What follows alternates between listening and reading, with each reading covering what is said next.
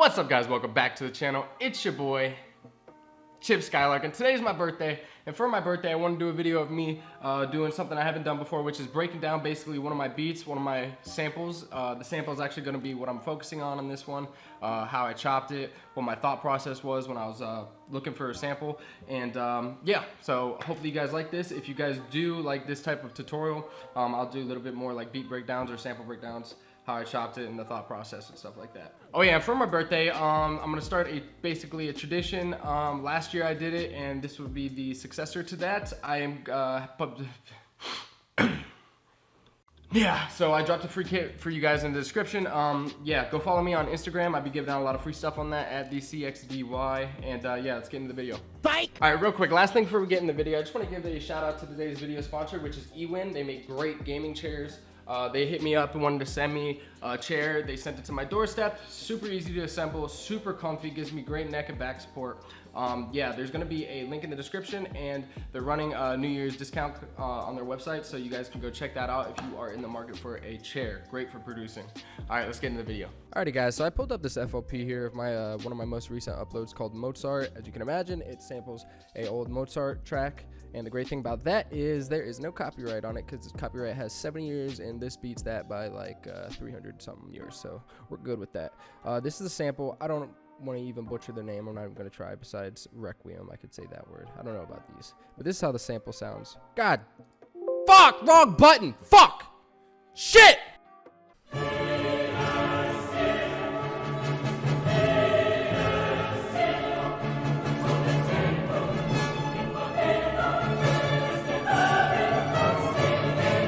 So as you can imagine, it sounds really big, really epic, and that's kind of what I wanted to do for this track. I wanted something more epic sounding, and for that, you could just type in stuff. Learn how to articulate like what you're looking for, how to describe the sounds you hear, as this would be like epic choir, epic classical music, dark classical music. Those are things you want to type in. You find stuff like this. Yeah, I'll probably do another video where I show you all that stuff. But yeah, into chopping it. First thing I do is turn this off. This follows it. I don't want it to do that. It does that. It messes me up when I'm trying to find a chop. So I turn that off, and then you want to turn repeat on. So I had found just a chop of a loop, kind of count in your head.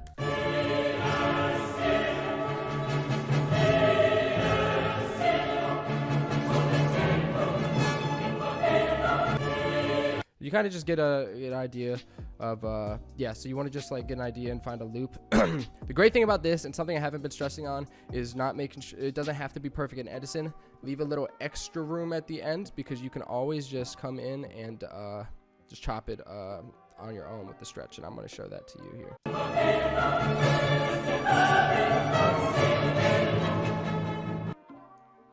So you got the chop right here.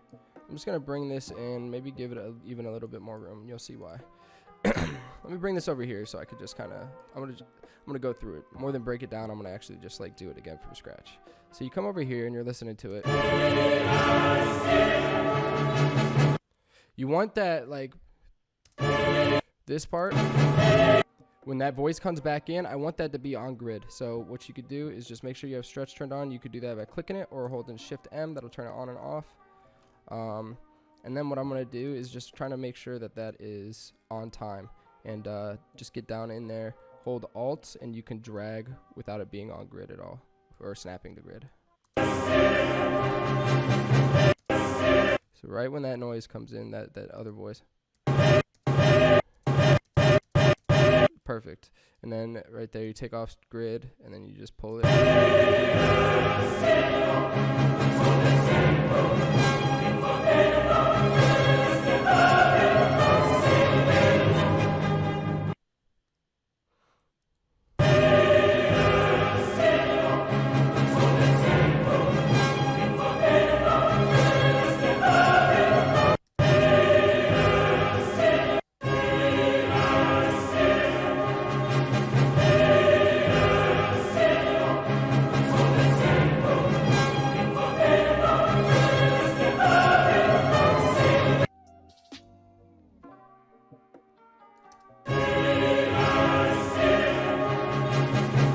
All right, here's a good point too that I just remembered right here. What you want to make sure you do is it's more important that you see that the end of the sample is on time, because if the end of the sample is on time, the beginning is going to be on time. You got a lot more leniency when you have a smaller, shorter thing to chop. And the reason why I say that is because if you're focusing on something up here in the sample, let's say you think it's on time. So let me mess this up again real quick, and I'll show you exactly why. If you want to try and time it right here, which is really early in the sample, what's going to happen is that you're going to stretch it and part of the end is going to be off because you're stretching so close to there. If you have the back end of the sample on grid, then the rest of it's going to be on grid. So you're going to hear. Actually, I'll show you a perfect example of that. Come in here, and I'm just going to get like a bass drum loop so that you can hear that it starts going off time when you do it that way.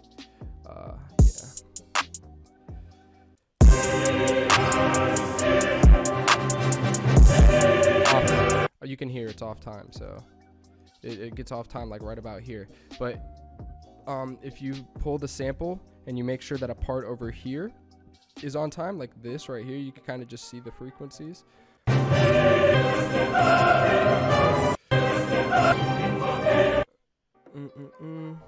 So I can pull this.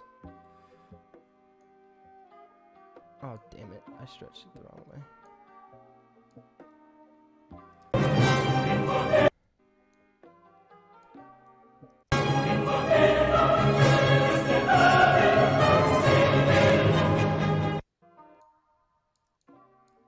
You're going to hear now. It's going to be all on time.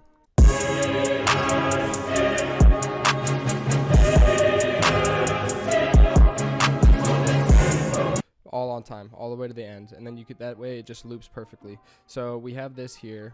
Just make sure it's stretched right to the right amount. And then what I did from there is always, even if the resample sounds really cool, you want to make sure that if you even like the pitch of the resample, find out what that pitch is of it, or if you want to do something different. Because what I used to do a lot, and it used to mess me up, now that I know better, is that I'd be like, oh, this pitch sounds really cool. The resample pitch on its own sounded really cool. I'll leave it there. You might get weird pitch regions. It's not going to be perfectly C note or whatever it is. It's not going to be in key properly. It's going to give you a lot of a hard time when you're trying to do your 808s. So if you hear something and you like the resample and you like the way it sounds, just play with the pitch to make it absolute, just really close, and then that way that you will have easier time getting stuff in key. So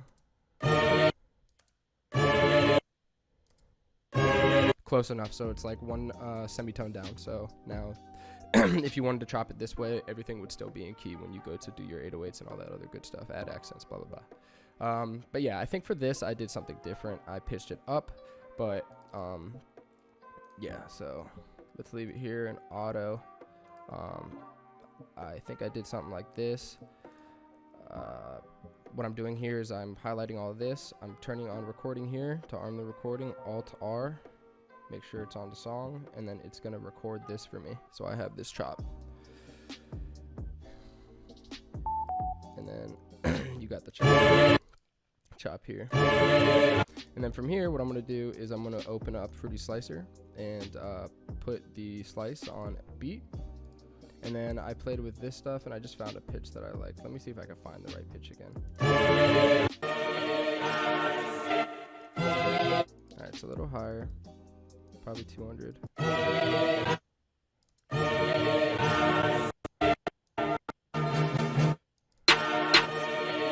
Yep, that's it. So then what I did here is I came in here, because whenever you pull a slicer for whatever reason, it just makes it a little more quiet. I put this on its own thing, and you already have your slices going, and what you're gonna notice is when you gotta turn the attack and decay up, because if not, you're gonna have clicking. You just hear a little clicking, popping sound. It's really annoying. So you just turn the attack and decay up a little bit. But then you hear there's like that little dip where the attack and the decay is coming in. So what you want to do is add some type of effects to it, and that's the process I went into doing this. Let me put this on a new whatever rack. So I went in here, add some reverb, increase the decay a little bit, I widened it a little bit, turn on the wetness, and then delay. This usually fixes the problem right away.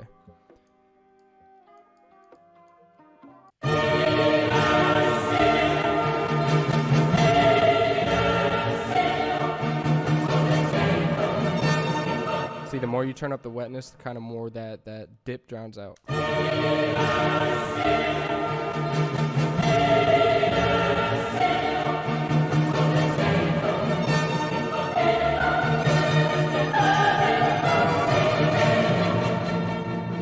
And then that way, when you go into putting in the drums and stuff, it just sounds very like organized and clean. You can add more effects to it. Let me just start going through now what I did on the actual track. Now that I got like the way you chop the sample, I chopped the sample out of the way. So I have this here. This is the pattern. I had reverb on. Yeah, just kind of left it there. Delay on. Turn that down all the way, panned it so that it bounces back and forth, just makes it a little more separated instead of me just separating the reverb here.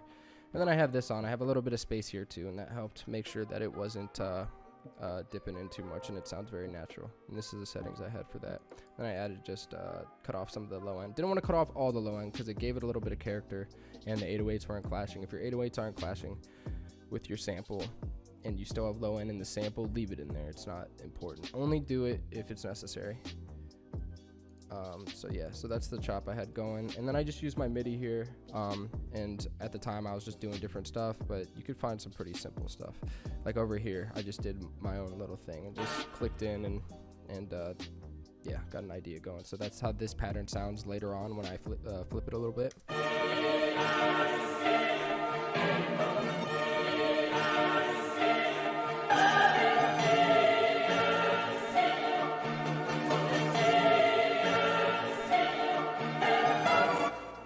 I like the way all that sounded, and then basically, yeah, that's really kind of it for the intro. I actually stretched out the original sample a little bit just to make the drop sound a little bit more different in terms of like contrast of the sounds of the sample sounding like way more different, and then just giving like more of an impact when it comes in. Stretch it.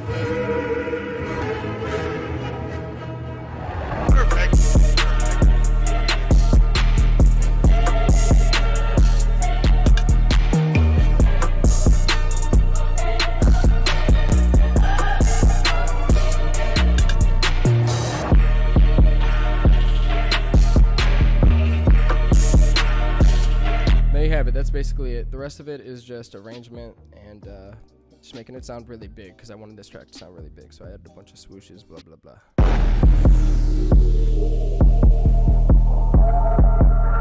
I added a low pass filter here and then added this downrise.